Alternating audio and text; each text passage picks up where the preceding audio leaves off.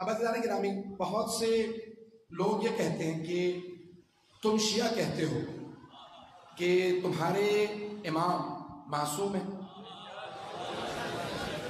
بھئی ہمارا عقیدہ وہ شیعہ ہی نہیں جو امام کو معصوم نہ مانے. تو بھئی تم کہتے ہو تمہارے امام معصوم ہیں، تو پھر استغفار کیوں کرتے ہیں؟ سوال بالکل صحیح ہے، سوال جینوئن ہے. اچھا سوال آتا ہے تو خوشی بھی ہوتی ہے کہ چلو بھئی جواب دیں. اب جواب بھی سننا چاہیں گے تو وہ اگر تم استغفار کیوں کرتے ہیں، آئیے ذرا سورہ انفال 8واں سورہ 33ویں ظاہراً آیت ہے، سن لیجیے گا غور سے، کچھ لوگ تو پہنچ گئے. تو اللہ کے نام ہے، یہاں پہ اللہ کہہ رہا ہے وَمَا كَانَ اللَّهُ لِيُعَذِّبَهُمْ وَأَنْتَ فِيهِمْ وَمَا كَانَ اللَّهُ مُعَذِّبَهُمْ وَهُمْ يَسْتَغْفِرُونَ. ایک آیت ہے، دو دلیلیں. اللہ کہہ رہا ہے اے میرے حبیب، آپ کا اللہ، آپ کا رب ان پہ کبھی عذاب نازل نہیں کرے گا. وَأَنْتَ فِيهِمْ، جبکہ آپ ان میں ہیں.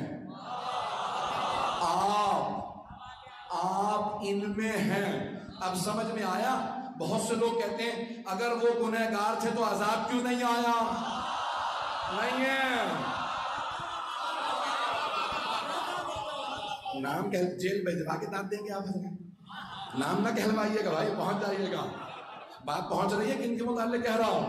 لیکن وہ گنہگار تھے تو عذاب کیوں نہیں آیا؟ قرآن کہہ رہا ہے وَأَنْتَ فِيهِمْ، اے میرے حبیب آپ ان میں ہیں.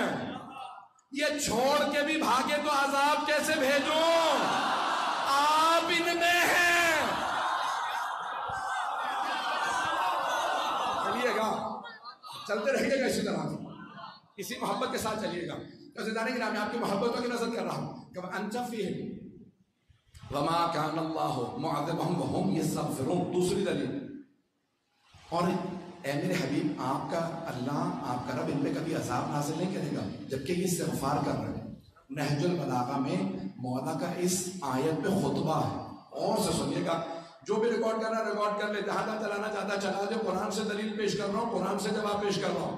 میرے سارے نوجوان بھائی، میرے بچے، جو ریکارڈ کر رہا ہے ریکارڈ کر لے، جہاں پہ قرآن سے ذمہ داری سے پیش کر رہا ہوں.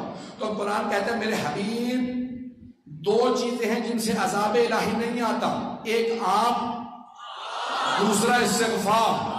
نہج البلاغہ میں مولا فرماتے ہیں او مسلمانوں، اللہ نے اپنے حبیب کو اپنے پاس بلا لیا، اپنے پاس.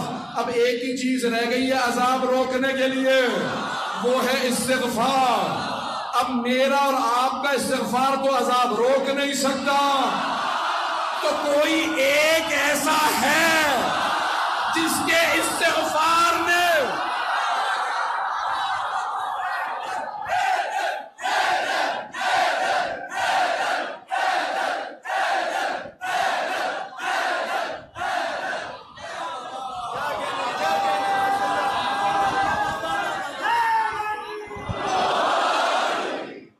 بات پہنچ رہی ہے.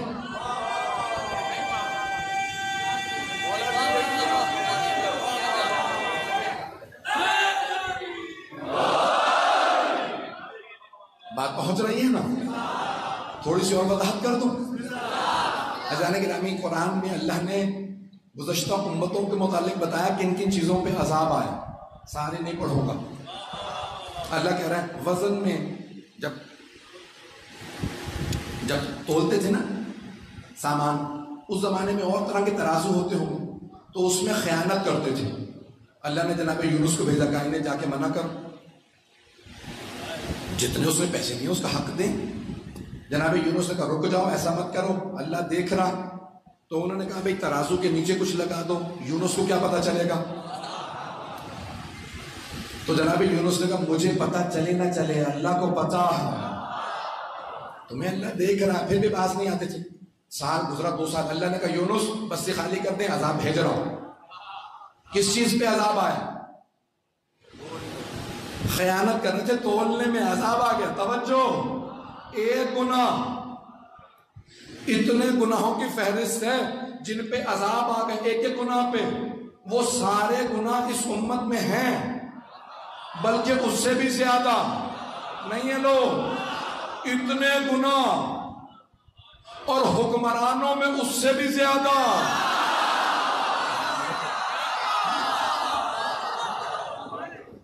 اب اور کچھ نہ کہلائیے گا. حکمرانوں میں اس سے بھی زیادہ گناہ. اور پیغمبر کے بعد میں آنے والوں نے تو خود ہی کہہ دیا تھا اور مسلمانوں میں تمہارے ہی جیسا ہوں.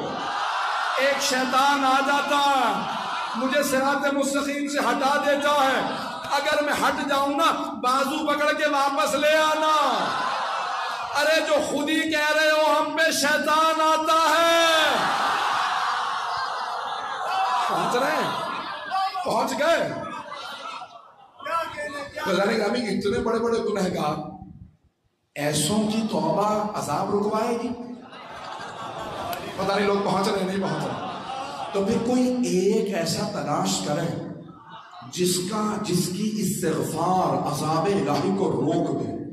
اب پیغمبر اسلام سے پوچھتے ہیں یا رسول اللہ کون سی شے روکتی ہے عذاب الہی کو؟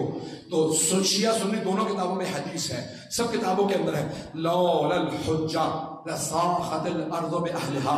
اگر حجت خدا روئے زمین میں نہ ہوتے تو زمین اپنے تمام بسنے والوں کے ساتھ تباہ ہو جاتی. ایک حجت خدا لاکھوں کروڑوں اربوں گنہگار. پیغمبر فرماتے ہیں یہ سب ہوتے عذاب بھی ہوتا, لیکن ایک حجت خدا عذاب کو روکتا ہے. ایک حجت خدا, توجہ, ایک حجت خدا. اب بچے شاید نہ سمجھ پائے, جو بزرگ ہیں وہ پہنچ جائیں گے. آپ نے دیکھا نا بعض کا پیٹ میں تکلیف ہوتی ہے اور کہتے ہیں ناف ہل گئی. ناف کا سن رکھا. اگر انگریزی میں کہتے ہیں بیلنس. ایک ساتھ کہنے کے 2 دفعہ گرا, فوراً ڈاکٹر کے پاس گیا لندن کے اندر, تو کہنے لگے ڈاکٹر صاحب کھڑا ہوتا ہوں گر جاتا ہوں. کہا تمہارا بیلنس ہل گیا, ناف ہل گئی ہے. تو انہوں نے ایک مرتبہ اس کو فشار دیا تاکہ ناف اپنی جگہ پہ آ جائے. ناف ہل جائے تو انسان قابو میں نہیں رہتا. اس زمین پہ ناف کی حیثیت رکھتا.